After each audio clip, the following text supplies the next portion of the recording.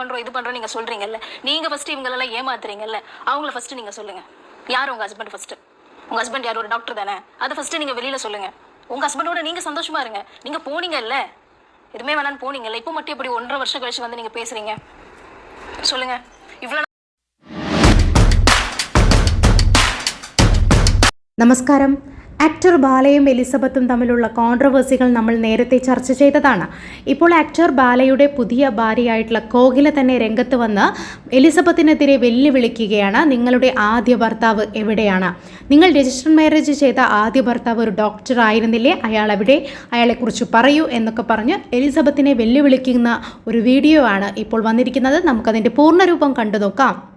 பார்க்கும்போது எல்லாருக்கும் நமஸ்காரம், கேரளா மக்களுக்கு எல்லாருக்குமே நமஸ்காரம். இப்போ நான் என்ன சொல்ல வரேன்னா, நிறைய விஷயங்கள் பார்க்கும்போது எனக்கு ரொம்ப அது கஷ்டமா இருக்கு. ஏன்னா நானும் ஒரு பொண்ணு தானே, எனக்கும் நிறைய கஷ்டங்கள் இருக்கு. ஸோ நீங்க எனக்கு சப்போர்ட் பண்ணுவீங்கன்னு நான் நினைக்கிறேன். இந்த மெசேஜ் நான் டைரக்டா யாருக்கு சொல்றேன்னா, எலிசபெத் அக்காக்கு தான் நான் சொல்றேன், எலிசபெத் சேச்சிக்கு தான் நான் சொல்றேன். இப்போ ஒரு 20 minutes பிஃபோர் தான் நான் உங்க வீடியோ பார்த்திருந்தேன். நீங்க எனக்கு சேலஞ்ச் பண்ண மாதிரி இருந்தது.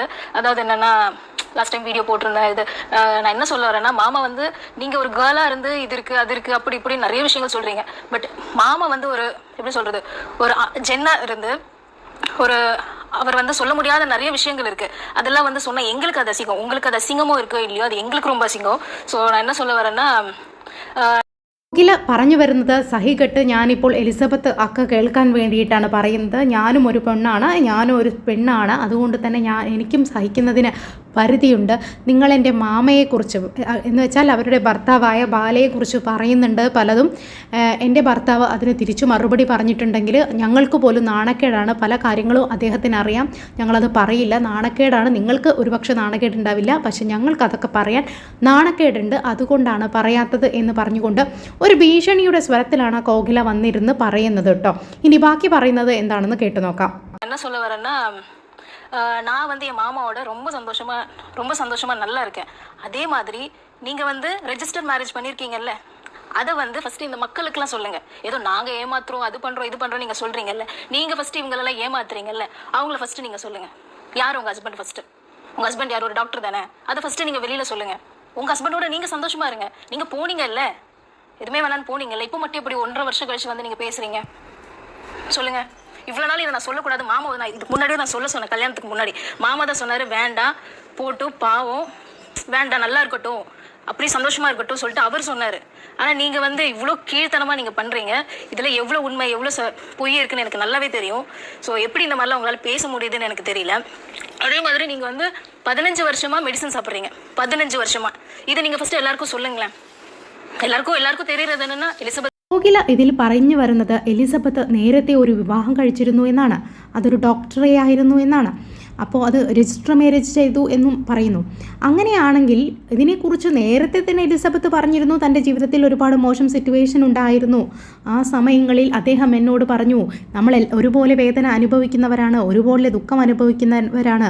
അങ്ങനെ എൻ്റെ സ്നേഹം അദ്ദേഹം പിടിച്ചു പറ്റുകയായിരുന്നു. അങ്ങനെയാണ് ഞാൻ ബാലയുമായിട്ട് ഒന്നിച്ചു പോകാൻ തീരുമാനിക്കുന്നത് എന്ന്. ഇതൊന്നും ജനങ്ങൾക്ക് പുതിയ കാര്യമല്ല. കോകില, നിങ്ങൾക്ക് മറ്റെന്തെങ്കിലും പറയാനുണ്ടോ?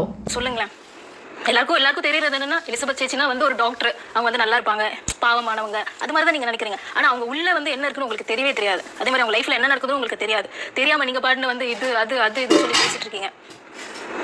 என்ன சொல்றதுன்னு எனக்கு தெரியல. இதெல்லாம் பார்க்கும்போது எனக்கு ரொம்ப கஷ்டமா இருக்கு.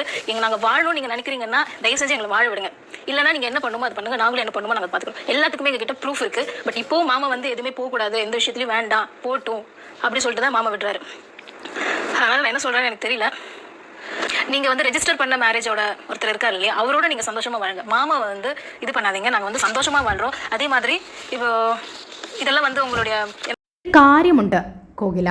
നിങ്ങളൊരു കാര്യം പറയുന്നുണ്ടല്ലോ, നിങ്ങളെ നിമ്മതിയായിട്ട് ജീവിക്കാൻ സമ്മതിക്കുന്നില്ല എന്ന്.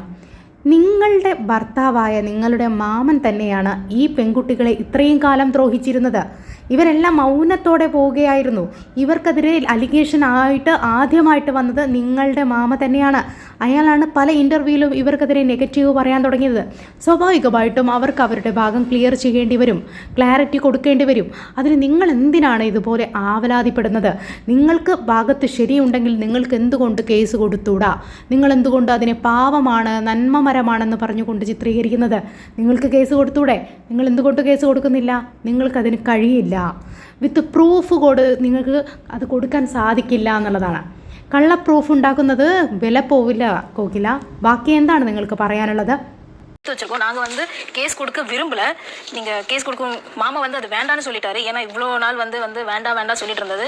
இன்னைக்கு நீங்கள் வந்து இது பண்ணது எனக்கு ரொம்பவே கஷ்டமாக இருந்தது.